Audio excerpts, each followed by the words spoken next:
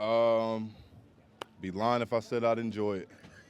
But it's definitely one of those things that you appreciate whenever you're done, knowing that there's going to be games there's going to be games like that. There's going to be adversity, mental toughness, and sometimes it's better to have those natural occurrences other than coach kind of making them that way in a drill or something. So it's good for the team. It's good for everybody individually. This second set of joint practices, do you feel like the team is getting better? I know Coach will have his own term, but do you feel like you guys are progressing? Um, me personally, I just think that it's always good to go against a different team other than your own.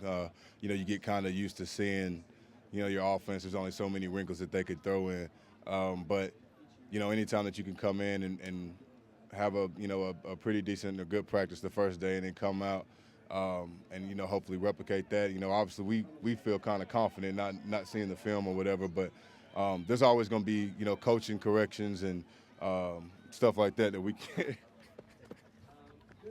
we could take up, but it's just it's been a great experience going against those guys. Do you miss Logan Ryan? 100%, 110%. Actually had the pleasure of linking up with Logan a couple of times. Him being, whenever he got down to Tennessee, me being and living in Tennessee in the off season and stuff. But Logan's a great dude, great for the locker room, a coach on the field. Man, he does a lot, and you can kind of tell what kind of energy and vibe that he brings, whether it's on defense or special teams. So having a guy like that on your team, or even able to call him a friend is special. Dont'a, talking to Coach Belichick this morning, he just said you guys as linebackers sometimes make corrections or adjustments before the coaches can even tell you what went wrong or whatever. And how is that conversation like for you with Kyle or Devon or whoever's out there? Um, I mean, it's really good whenever you can have that kind of knowledge in the linebacker room. We've all played a lot of football.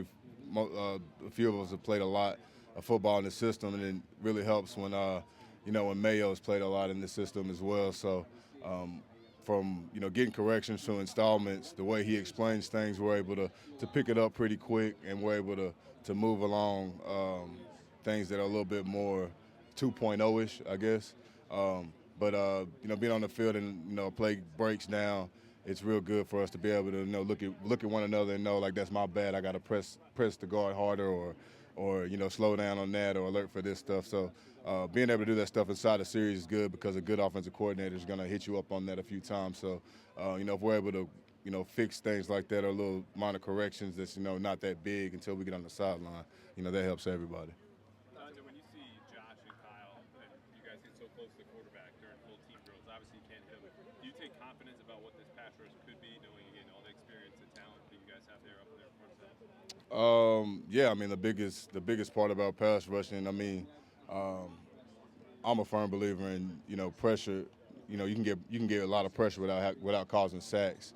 But the guys that we have, not just in the linebacking core, but in that front seven that's pass rushing, whether it's D Wise or Judon or Josh or Anthony or whoever it is, we feel good on the one-on-ones that we can cause up there with all the different looks that we do. It's your first year getting to play with Josh. What have you liked Which about his game? Sorry, Jay. um, he's like a little Judon almost. I mean, honestly, that's big brother, little brother.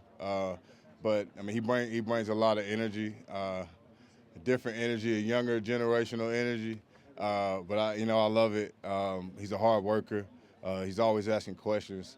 Um, it's a never dull moment around Uche. I'll say that. Do you get energized by having a guy like that around? Like, I mean, he's not gonna. It's not like a coffee thing to me, but it's more of a. I mean, being around here, it can be a little sluggish or whatever. So, whenever you got guys like that to brighten up the mood, brighten up the locker room, the meetings, whatever it is, bro, you need that around here, and I appreciate him for that. Dante, speaking of energy and brightening up the mood, what was it like to have Cam back? I know he has kind of his own unique energy. So what was it like to have him back in the building today? Oh, it was good, man. We didn't have a lot of time to, you know, dap it up and shake it up and all that. We had to get out here and get to practice. But I mean, whenever you say his name, I think that he moves a whole like generation of kids that used to watch him, just in college, let alone now. So, I mean, the guy's a trendsetter. He definitely sets the intensity for a lot of guys. Like you said, brings a lot of energy. Did you feel that it was less energetic when he wasn't here? Did that energy not, was that not here? No, I'm not gonna say. I mean, like you said, man, Cam. Everybody got their own little juice or their own little mix. Uh, Cam definitely brings, like when Cam's here, the fan, like when the fans are going crazy, Cam. Cam's here doing something. Uh, but other than that, man, this team just brings a lot of energy with them. Just guys want to work, guys want to get better each and every day, and I think that that alone brings a lot of energy, regardless whether you want to grind or not. Whenever you see, Judon warming up, doing bands, playing music, warming up, or Jay Jones doing, extra stuff before we come out on the field. I mean, that's kind of the energy that you need. That's the kind of the energy that you see visually to let you know that, today, if you see an older guy getting ready like that, we coming to put our hard hats on. Let's take two more. In terms of training camp, I know you talked about you getting motivated, but Bill Belichick's been here for over 2 decades, and obviously still pretty sharp. Does that ever cross your mind about just how he's still working? Nah, because, I mean, we see that every day.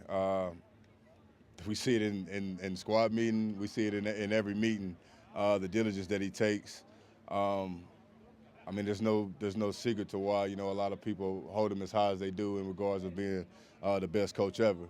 It's because of how hard he works. He never takes his foot off the gas pedal, whether that's hype from outside or inside, no matter what. I mean, he's gonna do what he deems fit, and I feel like that's the most and the biggest thing that you can kind of take away from Coach Belichick's personality. Take one more. Bigger picture question. Alabama quarterbacks have like rich history in the NFL, going all the way back to like Penn State, Joe Namath. Now you got one here with Mac, and there's others around the league. What do you sort of know about that, or if anything? Sort of what are your thoughts on that? As far as you mean like Ken and Joe Namath, or as far as Just like the history of Alabama quarterbacks and sort of in the league, like is that I mean, other than Ken and Joe, I probably couldn't name another one. But and Matt, well, you don't want to give him a crown too, College, yeah, but I'll just say with Mac, man, he's a terrific kid, man. He works hard, real smart dude. He's gonna go over the edge. I've been impressed with him in OTAs and how hard he works. Actually found out yesterday that he's been looking at some of the defensive plays so he can kind of, conceptually see, how we kind of work and stuff. So, I give him credit for that because, I mean, not a lot of young guys would see that as an opportunity, and he did that on his own. So, I mean, you can take that for what it's worth. I mean, the kid works hard. So, I'll leave it at that. All right, guys.